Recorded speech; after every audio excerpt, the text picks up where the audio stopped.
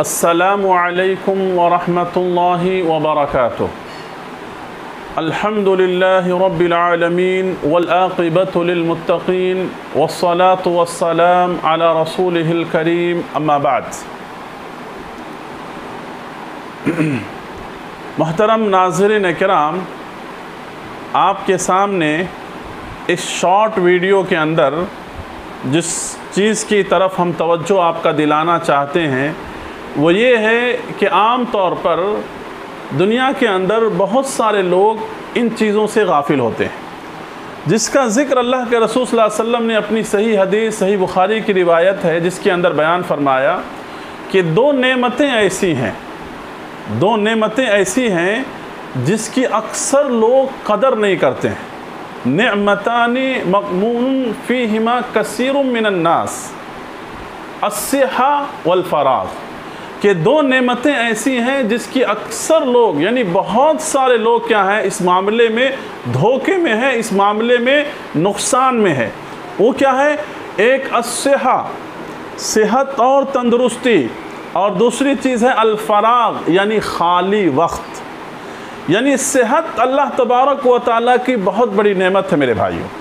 अल्लाह ने सेहत दिया है, तंदुरुस्ती दिया है, ताकत दिया है, क़ुव्वत दिया है, तो हमें चाहिए कि हम उसकी कदर करें। अल्लाह ने सेहत इसलिए दिया है कि हम अल्लाह की इबादत करें। अल्लाह ने सेहत और तंदुरुस्ती इसलिए दिया है कि हम इसके ज़रिए से अल्लाह के सामने खड़े हो सकें सही तरीक़े से। और अल्लाह ने अगर ताकत व क़ुव्वत दिया है तो इस ताकत व क़ुव्वत के ज़रिए से हम क्या करें? इसके ज़रिए से हम गरीबों और ज़रूरतमंदों की मदद करें। और अल्लाह ने ताकत व क़ुव्वत इसलिए दिया है कि हम इसके ज़रिए से अल्लाह के दीन को हम बुलंद कर सकें, एलाए कलिमतुल्लाह के ख़ातिर हम अपने आप को वक़्फ़ कर सकें। अल्लाह तबारक व तआला ने जो ये जिस्म दिया है, ताकत दिया है, बहुत सारे लोग इसकी कदर नहीं करते हैं।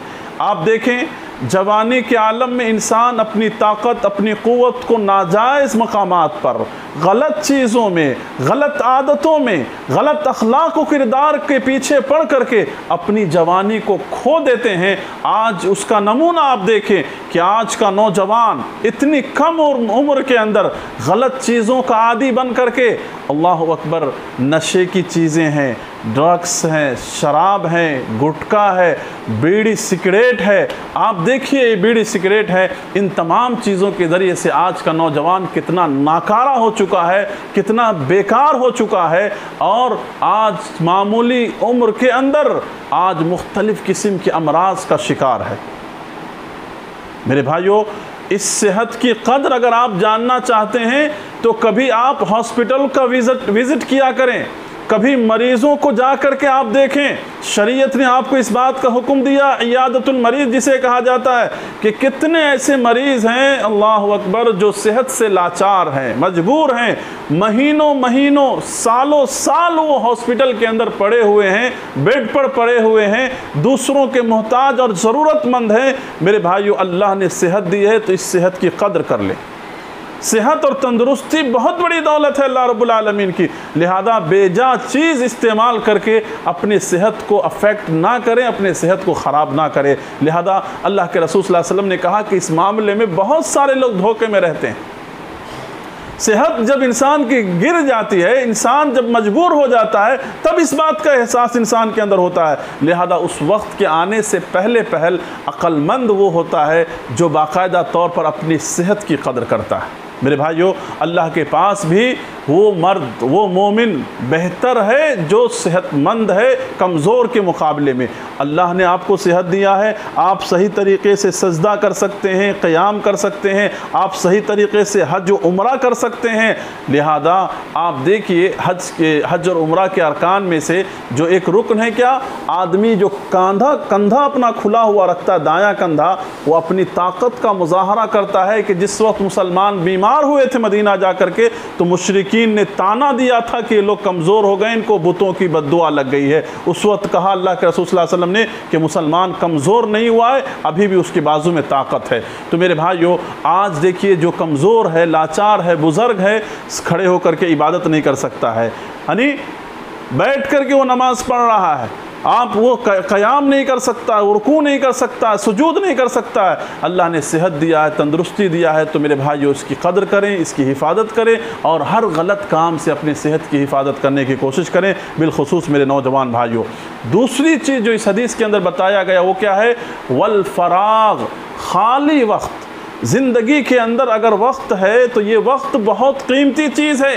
अल्लाह ताला ने इस वक्त की कसम खाई है, लिहाजा अल्लाह ने कहा कहीं पर वल असर, तो कहीं पर कहा वल फज्र, ये सब कहीं पर कहा वज़्ज़ुहा। ये सब वक्त की कसम अल्लाह इसलिए खाया है कि वक्त की अहमियत इंसानी ज़िंदगी में बताना चाहता है। मेरे भाइयों, जिन्होंने वक्त की कदर नहीं की, एक वक्त ऐसा आता है कि वक्त उन्हें जलील कर देती है, रुसवा कर देती है और कहीं का रहने नहीं देती है। लिहाजा अल्लाह ने अगर आपको खाली वक्त दिया है तो उसका सही इस्तेमाल करें, अल्लाह के ज़िक्र व अस्कार में अपने आप को मसरूफ़ रखें। आज वक्त मिला है तो हम उस वक्त को गलत कामों में इस्तेमाल कर रहे हैं, सिर्फ़ और सिर्फ मोबाइल के अंदर, व्हाट्सएप के अंदर, ट्विटर के अंदर, चैटिंग के अंदर, गेम्स के अंदर और ना जाने कैसे कैसे गलत कामों के अंदर हम अपने वक्त को ज़ाया करते हैं, अपनी मसरूफियात को गलत कामों में लगाते हैं। मेरे भाइयों, इंसान जब मसरूफ़ हो जाता है तो उस वक्त सोचता है कि काश मेरे पास वक्त होता तो मैं ऐसा करता, मैं वैसा करता, मैं ये काम करता, मैं वो काम करता दीन का। लिहाजा अल्लाह ने अगर वक्त दिया है, सेहत दिया है, तो इन दोनों की कदर करें। बहुत कम ही लोग दुनिया के अंदर होते हैं जिनको वक्त भी और सेहत भी, ये दोनों चीज़ एक साथ अल्लाह की तरफ से मिलता है। लिहाजा मेरे भाइयों, जिनके पास भी अल्लाह ने ये दौलत दिया है, हमें चाहिए कि हम उसकी कदर करने की कोशिश करें और नाकदरी से हम बचें, वक्त की नाकदरी से भी बचें और सेहत की नाकदरी से भी बचें।